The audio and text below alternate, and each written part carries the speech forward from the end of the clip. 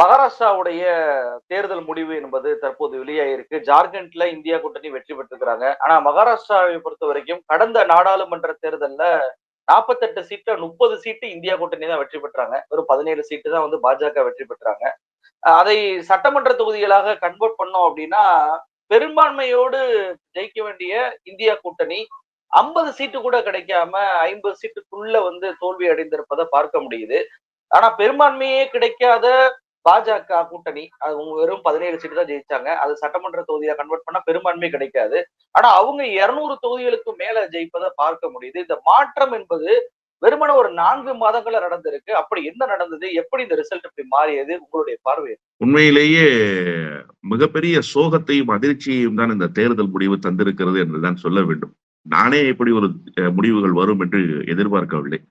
ஏறக்குறைய 180 கூடுதலாக 20, 30 தொகுதிகளை இந்த கூட்டணி பெற்றும் என்றுதான் நினைத்தேன்.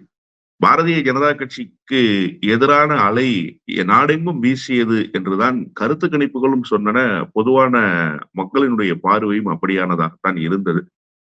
முதலாக இந்த கூட்டணி மெகா தோல்வியை தழுவியதற்கு 2 பிரதான காரணங்களை குறிப்பிட்டாக வேண்டிய கட்டாயம் இருக்கிறது. ஒன்று, இந்த மாற்று வேட்பாளர்களை ஏற்பாடு செய்து காங்கிரஸே களத்தில் இறக்கியது என்கிற அந்த கருத்துக்கு நீங்கள் நிச்சயமாக ஒரு வெயிட்டேஜ் கொடுத்துதான் ஆகணும். இல்லாம அந்த விஷயத்திலிருந்து நீங்க நகர முடியாது. ஏறக்குறைய 24 தொகுதிகளில் அதிருப்தி வேட்பாளர்கள் களமிறங்கி இருக்கிறார்கள். ஒரு அதிருப்தி வேட்பாளர்களை கூட கட்டுப்படுத்த முடியாத நிலையிலா காங்கிரஸ் கட்சி இருக்கிறது.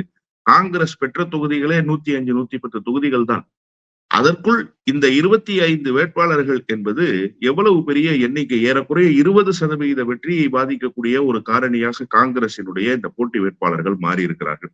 இன்னொன்று, இங்கே வாழ்வா சாவா யுத்தம் நடந்து கொண்டிருக்கிற போது என்ன சார் ஃப்ரெண்ட்லி ஃபைட் தேவை இருக்கு? நான் 3 கட்சிகளையுமே கேட்கிறேன். தேசியவாத காங்கிரஸாக இருந்தாலும் சரி, அதே போன்று உத்தவ் தாக்கரேவாக இருந்தாலும் சரி, காங்கிரஸாக இருந்தாலும் சரி, இந்த மாநிலத்தினுடைய உரிமையை மீட்டெடுக்க வேண்டும் என்கிற களத்துக்கு வந்ததற்கு பிறகு இந்த மாநிலத்தில் கொள்ளைப்புற வழியாக ஒரு அரசு அமைந்து விட்டது என்கிற அந்த ஒரு நிலைப்பாட்டோடு எதிர்தரப்பை அணுகி எல்லோரும் ஒரு சேர அணி கட்டியதற்கு பிறகு அது என்ன ஃப்ரெண்ட்லி ஃபைட்டு? இப்ப மக்களுக்கு ஒரு குழப்பமான மனநிலை ஏற்படாதா? யாருக்கு வாக்களிக்க வேண்டும் என்கிற அந்த நிலையிலிருந்து மக்கள் எப்படி அதை அணுகுவார்கள்? தேசியவாத காங்கிரசுக்கு வாக்களிக்க வேண்டுமா, காங்கிரசுக்கு வாக்களிக்க வேண்டுமா, இப்படி ஒரு குளறுபடியை ஏற்படுத்தியது என்பது இது பெரிய நாடு முழுக்க ரிஃப்ளெக்ட் ஆகல, நாடு முழுக்க இது எதிரொலிக்கல என்றெல்லாம் நீங்கள் சொல்லிவிடவே முடியாது. இதை வைத்துக் கொண்டு பெரிய அளவில் மற்ற தொகுதிகளில் சின்ன சின்ன வேலைகளை RSS செய்தார்கள் என்பது யதார்த்தமான உண்மை. பாருங்கள், அவர்களுக்குள்ளேயே ஒரு இறுதி முடிவு எட்ட முடியவில்லை என்று ரூட் காஸ்ட்ல போய் பிரச்சாரங்களை பண்ணாங்க. நீங்க நாடாளுமன்ற தேர்தலினுடைய தோல்விக்கும் இப்போது பெற்றிருக்கக்கூடிய வெற்றிக்கும் முதல் காரணம் என்பது இந்த கூட்டணியில ஏற்பட்ட குழப்பம். 2வது, நாடாளுமன்ற தேர்தலில் RSS முழுமையாக களமிறங்கவில்லை. நீங்க நன்றா அதை புரிஞ்சுக்கணும். ஆனா இந்த முறை RSS-னுடைய அமைப்புகள், கிளை அமைப்புகள் இருக்கிறாங்கல்ல, அந்த அமைப்புகள் 62 அமைப்புகள் முழுவதுமாக களத்தில இறங்கினார்கள். அதற்கு காரணம் நாக்பூரை மையப்படுத்தி இருக்கக்கூடிய அந்த அரசியல் ஒன்று. இன்னொன்று, 1957 தான் சார் முதல் தேர்தல் மகாராஷ்டிரா மாநிலத்துக்கு. சவான் தான் முதலமைச்சர். 1957 ஏறக்குறைய நீங்க கணக்கிட்டு பாத்தீங்கன்னு சொன்னா 45 ஆண்டு காலம் காங்கிரசினுடைய ஆட்சி தான். காங்கிரசுக்கு மாற்றே கிடையாது. தேசியவாத காங்கிரசினுடைய தலைவராக இன்றைக்கு பார்க்கப்படுகிற சரத்பவார் கூட காங்கிரஸ் கட்சியின் சார்பில் முதலமைச்சர் ஆனவர் தான். நீங்க ஒரு பெரிய ஹிஸ்டரி ரெக்கார்டு மராட்டிய மாநிலத்துல காங்கிரஸ் கட்சிக்கு உண்டு. வேறு மாநிலங்களிலும் இருந்திருக்கலாம். ஆனால் மராட்டிய மாநிலத்தில் காங்கிரசினுடைய ஹிஸ்டரி என்பது பீட் பண்ண முடியாத ஹிஸ்டரி. அவ்வளவு ஸ்ட்ராங்கான பேஸ உடைச்சதே சிவசேனா தான். சிவசேனாவினுடைய அன்றைக்கு தலைவராக இருந்த பால் தாக்கரே இன்றைக்கு இந்த இந்துத்துவ சிந்தனைகள் எல்லாம் மராட்டிய மாநிலத்துல வேரூன்றி போனதற்கு பிரதானமான காரணமே பால் தாக்கரே தான். நீங்க பால் தாக்கரேவை புறம் தள்ளிவிட்டெல்லாம் இன்றைக்கு பாஜகவினுடைய வெற்றியை வேற யாருக்கோ ஒருவருக்கு காணிக்கை என்றெல்லாம் சொல்லிவிட முடியாது. மக்கள் இந்துத்துவ அரசியலை கையில் எடுத்திருக்கிறார்கள்னா சொல்லிட முடியாது. இதற்கு விதை விதைத்தவர் பால் தாக்கரே தான். ஆனால் அவருடைய துரதிருஷ்டவசமான சூழல் என்றுதான் சொல்ல வேண்டும். அவருடைய கட்சிக்கே இப்போது பேராபத்து அவருடைய மகனே இப்போது இந்த இடர்பாட்டுக்குள் சிக்கிக் கொண்டிருக்கிறார். ஒரு சுழல் சக்கரம் போல மாறி இருக்கிறது என்றுதான் சொல்ல வேண்டும். அப்போ 95ல சிவசேனாவினுடைய ஆட்சி. சிவசேனா ஆட்சி வந்ததற்கு பிறகுதான் RSS காரர்களுக்கு கொஞ்சம் மூச்சு விடுவதற்கு வாய்ப்பு கிடைத்தது அதிகார ரீதியாக. அதற்கு முன்பு காங்கிரஸ்குள்ளேயும் RSS ஆட்களை வைத்துக் கொண்டுதான் RSS இயங்கியது. அதில் நீங்கள் மாற்று கருத்துக்கு இடமே இல்லை என்றுதான் நான் சொல்வேன். அதே நேரத்தில் முழுமையாக அதிகாரத்தை கொண்டு செலுத்த முடிந்ததா என்று கேட்டால், முழுமையாக சிவசேனா வந்ததற்கு பிறகுதான் அதிகாரத்தை கொண்டு செலுத்தவே முடிந்தது. பிறகு காங்கிரஸ் தான் வெற்றி பெற்றது. பாஜக வெற்றி பெறவே இல்லை. முதலமைச்சரே பட்னாவிஸ் தான் பாரதிய ஜனதா கட்சிக்கு. இப்ப இந்த அரிய வாய்ப்பு மீண்டும் வருகிறது. இப்போது RSSக்கு 100ஆண்டு விழா வருகிறது. இந்த வாய்ப்பை தவறவிட வேண்டும் என்று அவர்கள் நினைப்பார்களா? அவர்கள் நினைக்கவே மாட்டார்கள். என்னதான் யுத்தம் நடந்து கொண்டே இருந்தாலும் மோடி பிரதமராக கூடாது என்பதுதானே அவர்களுடைய நோக்கம். அதை நிறுத்தி இருக்கிறார்கள்.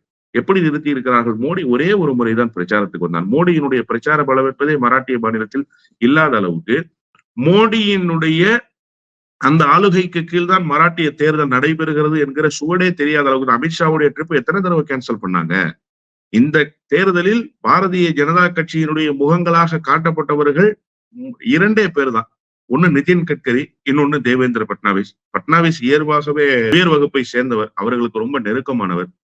நிதின் கட்கரியை இப்ப மாற்று வேட்பாளரா பிரதமருக்கு முன்னிறுத்துவதற்கு தயாராகி கொண்டிருக்கிறார்கள். பிரதமர் மோடிக்கு இந்த வெற்றியை சமர்ப்பிக்க முடியாதுன்னு சொல்ல வரீங்களா? 100 விழுக்காடு பிரதமர் மோடிக்கும் இந்த வெற்றிக்கும் தொடர்பே கிடையாது சார். RSS அதை விரும்பவில்லை என்பதுதான் யதார்த்தமான உண்மை. நீங்க ஒரு முறை தானே தேர்தல் பிரச்சாரத்துக்கு இங்க மோடியினுடைய திட்டங்களை சொல்லி எங்காவது தேர்தல் பிரச்சாரம் நடந்ததா? இரட்டை இன்ஜின் ஆட்சிங்கிற குரலை எங்கேயாவது நீங்க இந்த தேர்தலில் நீங்க கேள்விப்பட்டீங்களா? மோடியே இல்லாமல் ஒரு வெற்றியை பெற வேண்டும்னு RSS நினைத்தது. RSS தன்னுடைய அஜெண்டாவை நிறைவேற்றி இருக்கிறது.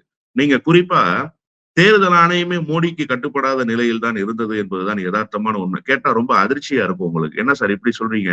தேர்தல் ஆணையம் மோடியினுடைய கைப்பாவைன்னு நீங்களே பல நேரங்கள்ல நம்ம சேனல்ல பேசியிருக்கிறீங்கன்னு. உண்மைதான். ஆனா இப்ப RSS லீட் எடுத்த பிறகு மோடியினுடைய அந்த ஆளுகை என்பது தேர்தல் ஆணையத்தில் குறைந்திருக்கிறது. இந்த தேர்தலை சார் ஹரியானா தேர்தலோடு சேர்த்து தானே சார் நடத்தி இருக்கிறோம்.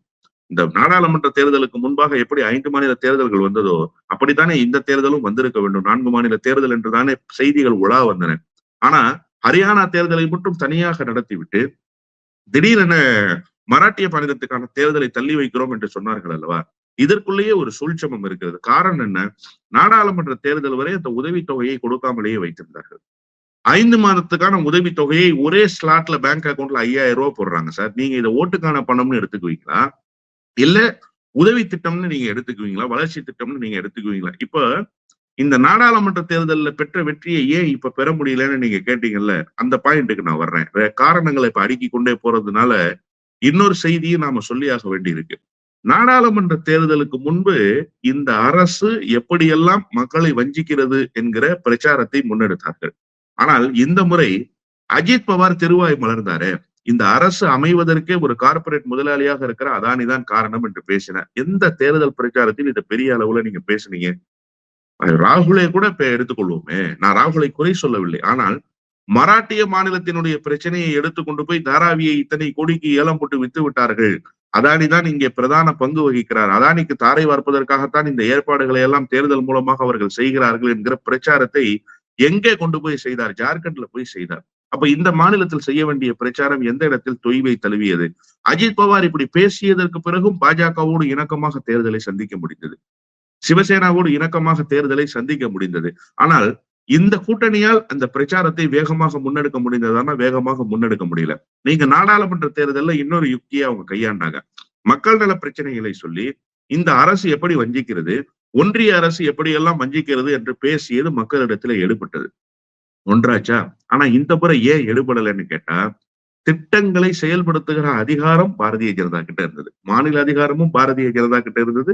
ஒன்றிய அதிகாரமும் பாரதிய ஜனதா கிட்ட இருந்தது. இப்ப அவங்க எப்படி வெளிப்பட்டாங்கன்னா, இந்த 5000 ரூபாய் உங்களுக்கு நாங்க தாங்க கொடுக்க முடியும், அதிகாரம் எங்கள் கையில் தான் இருக்கிறது, நாங்கள் நினைத்தாதான் உங்களுக்கு பணம் வந்து சேரும் என்கிற அந்த ஒரு கட்டமைப்பை அவர்கள் எழுப்பினார்கள். அது வெற்றியும் பெற்றது என்றுதான் சொல்ல வேண்டும். வாக்குக்காக 5000 கொடுத்ததாகவே மக்கள் கருதி கொண்டார். அதனாலதான் சார் பெண்களுடைய வாக்கு சதவீதம் இந்த அளவுக்கு கூடியிருக்கு. ஏன் போன தேர்தலை விட இந்த தேர்தல்ல பெண்களுடைய வாக்கு சதவீதம் கூடணும்? எனவே இதெல்லாம் ஒரு காரணிகளாக ஒட்டுமொத்தமாக காங்கிரஸ் படுதோல்விக்கு அமைந்தது. இன்னொன்று, நான் ஒரு யதார்த்தமான உண்மையை பேசியாக வேண்டிய இருக்கிறது. நீங்க பால் தாக்கரேவினுடைய அரசியலில் இருந்துதான் சிவசேனாவுடைய அரசியலும் துவங்குகிறது, இந்துத்துவ அரசியலும் மராட்டிய மாநிலத்தில் துவங்குகிறது என்று பேசினோம். இப்போது பால் தாக்கரேவினுடைய கட்சிக்கு சோல் ப்ரொப்பரேட்டர் என்று சொல்லிக் கொண்டிருக்கிற உத்தவ் தாக்கரே சமூக நீதி பேசினால் அந்த கட்சிக்காரனை ஏற்பதில்லை. அந்த கட்சியை சார்ந்திருப்பவர்களே ஏற்பதில்லை.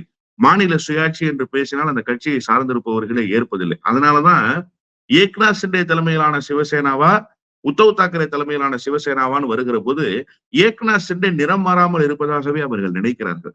பாஜக இந்துத்துவ அரசியல், சிவசேனாவும் இந்துத்துவ அரசியல். அதனால் அவர்களோடு கரம் கொடுத்திருக்கிறார்கள்.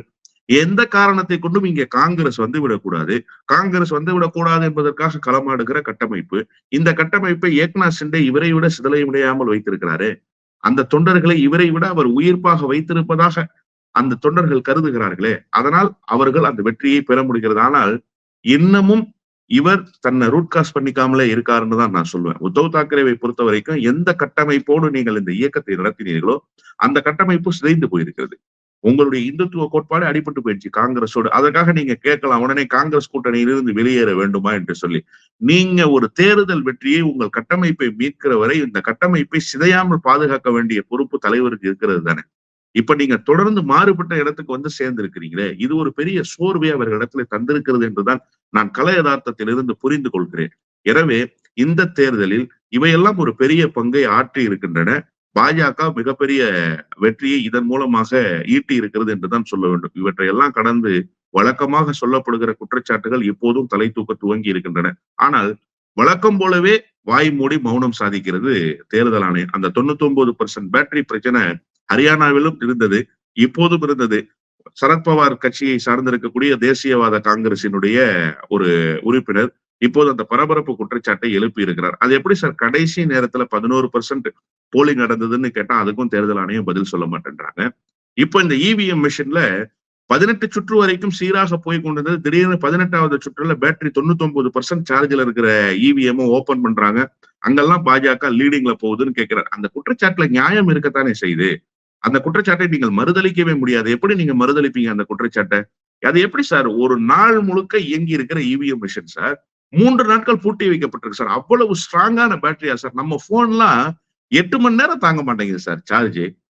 100% சார்ஜ்னு காட்டுது. ஒரு யதார்த்தமா மொபைல் போனுக்கே நான் சொல்றேனே, பெரிய பயன்பாடு ஒன்றும் இல்லை. கையில் வைத்துக் கொண்டு போன் பேசி கொண்டிருக்கிறோம், அவ்வளவுதான். அதை தாண்டிய பயன்பாடு இல்லை. அதுவே 8 மணி நேரத்துல 20% 25% வந்துருது சார். ஒரு நாள் முழுக்க இயங்கி இருக்கு சார் அந்த மிஷின். அப்ப நீங்க எப்ப சார் அதை சார்ஜ் போட்டீங்க? அதை சார்ஜ் போடும்போது ஏதாவது முன்கூட்டிய தகவல்கள் சொல்லப்பட்டிருக்கா சார்? அது எப்படி சார் சார்ஜ் போட்ட மிஷின்ல மட்டும் கேள்வி இருக்குன்னா நிசப்தமாகவே இருக்கிறது தேர்தல் ஆணையம். வழக்கம் போல கள்ள மௌனம் காக்கிறது தேர்தல் ஆணையம். எனவே இந்த தேர்தல் வெற்றி என்பது இயல்பான வெற்றியாக அமைந்திருந்தாலுமே கூட பாரதிய ஜனதா கட்சிக்கு இப்போதும் சந்தேகங்கள் எலக்ட்ரானிக் ஓட்டிங் மிஷின்ல இருந்து கொண்டே இருக்கிறது. இப்போதும் அதை சரி செய்ய வேண்டிய தேர்தல் ஆணையம் வாய் மூடிக்கொண்டே இருக்கிறது என்பதுதான் யதார்த்தமான உண்மை.